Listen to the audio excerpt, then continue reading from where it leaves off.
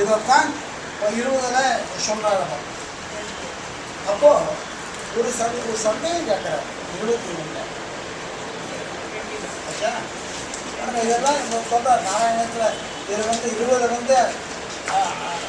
7, 8 இதெல்லாம் சொல்லணும். 7, 8வது அதெல்லாம் பண்ணிட்டா எப்படி மனுஷனுக்கு தியானம் பண்ணவொடனே இப்படி பண்ணணும்னு சொல்கிறாங்க.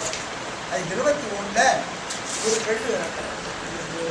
முன்னால் கேட்கிறார் அவர் எப்படி உத்தவர் 20 கேள்வி கேட்கிறார். எப்படி இந்த திரவியங்களுக்கு குணதோஷம் எல்லாம் உண்டா? குணம் தோஷம் அது எப்படி தெரிஞ்சுக்கணும்? அப்பா உண்மையாக பார்க்க போனால் எந்த திரவியத்துக்கு குணமும் இல்லை, தோஷமும்.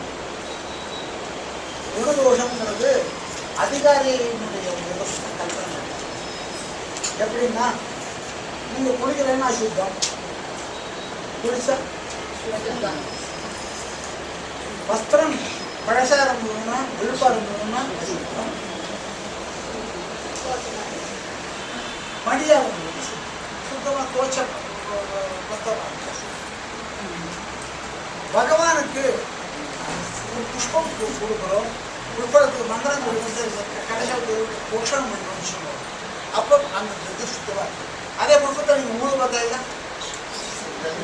இப்படி தான் பார்க்கப்படுது.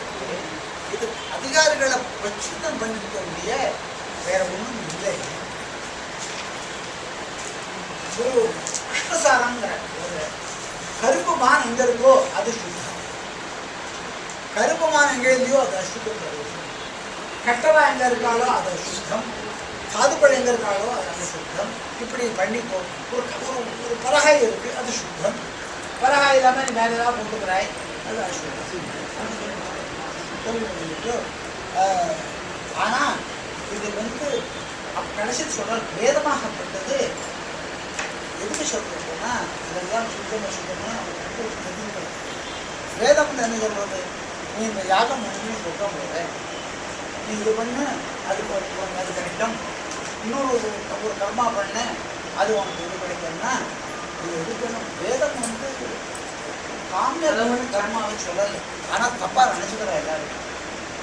வேதம் எப்படி இருக்குன்னா ஒரு மருந்து சாப்பிடணும், தாயார் என்ன பண்ணுறா ஒரு குழந்தைக்கு மருந்து சாப்பிட மாட்டேங்கிறான், அவனுக்கு ஒரு வெள்ளத்திலையோ இல்லை ஒரு திருச்சி பாஷத்திலையோ கல்கண்டையோ எடுத்து கொடுக்குறான். அப்போ எதுக்கு அவருடைய நோக்கம் என்ன? ஜாதிக்கு ஒரு மருந்து சாப்பிடணும். அந்த துதிப்புங்கிறது ஒரு சாதனம் தான். அது மாதிரி இந்த